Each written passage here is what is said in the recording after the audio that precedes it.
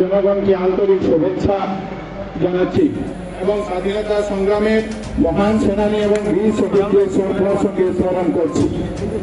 আজকের এই পবিত্র মুহূর্তে আমি জাতির পিতা মহাত্মা গান্ধী এবং ভারতবর্ষের স্বাধীনতার জন্য দৃঢ়ভাবে লড়াই করা স্বাধীনতা সংগ্রামীদের প্রতি শ্রদ্ধা জানাচ্ছি।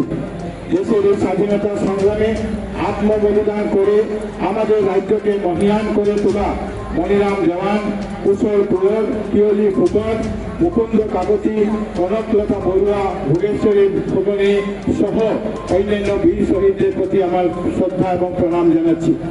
ভারতের মাননীয় প্রধানমন্ত্রী শ্রী নরেন্দ্র মোদীজির নেতৃত্বে আমাদের দেশ আলোর এক নতুন যাত্রায় এগিয়ে চলেছে। মাননীয় প্রধানমন্ত্রী মহাশয়ের দূরদর্শী নেতৃত্ব এবং দেশ উন্নয়ন অগ্রগতির এক নতুন দিগন্তে পৌঁছেছে।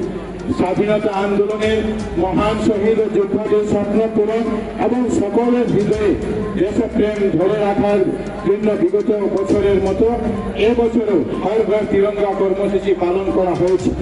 অগণিত জনতা এই কার্যসূচিতে অংশগ্রহণ করছেন এবং নিজেদের বাড়িতে তিরঙ্গা উড়িয়ে দেশপ্রেম দেখিয়েছেন, যাতে তারা নিজেদের দেশব্যাপী সর্ববৃহৎ জন অংশগ্রহণ আন্দোলনের গর্বিত স্বয়ংসেবক হিসাবে পরিচয় করিয়ে দিতে পারেন।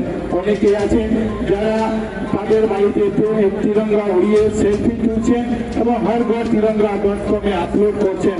আপনাদের এই ছাড়ায় আজকের দিনে আমরা উৎসাহিত।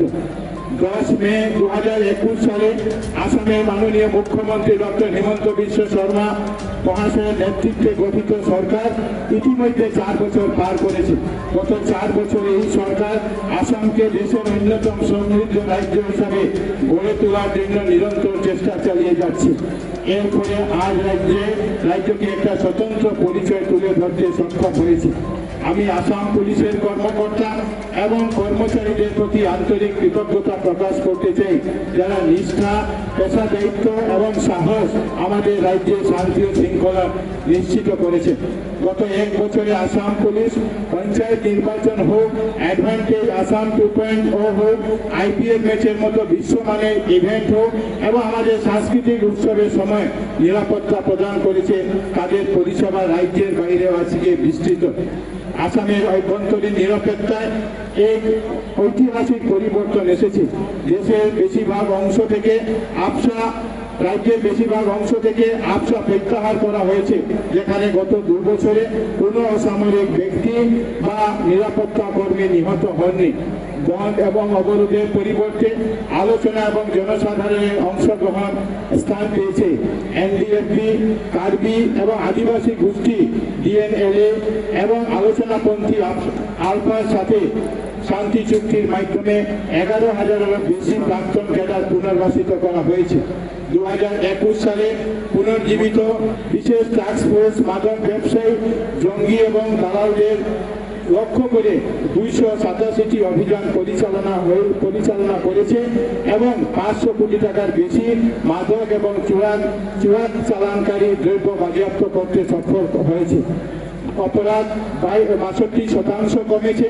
দোষী সাব্যস্ত হওয়ার পর 275% বেড়েছে এবং মহিলার বিরুদ্ধে অপরাধ 81% কমেছে। বাল্য বিবাহের বিরুদ্ধে অভিযানের ফলে 6,500টিরও বেশি মামলা হয়েছে এবং 95% হারে অভিযোগনামা দাখিল হয়েছে। মাননীয় মুখ্যমন্ত্রী ডক্টর হিমন্ত বিশ্ব শর্মা মহাশয়ের নেতৃত্বে দেওগাঁয়ে একটা উচ্চমানের লাচিত বরফুকন পুলিশ একাডেমি প্রতিষ্ঠা করা হয়েছে, আর যার মাধ্যমে শুধুমাত্র রাজ্যের নয় ভারতবর্ষের প্রত্যেক রাজ্যের পুলিশদের প্রশিক্ষণ দেওয়া সম্ভব হয়েছে। ইতিমধ্যে মণিপুর এবং গোয়া পুলিশের প্রশিক্ষণ দেওয়া হয়েছে। সাথে সাথে 3টি নতুন কমান্ডো ব্যাটালিয়ন খোলা হয়েছে।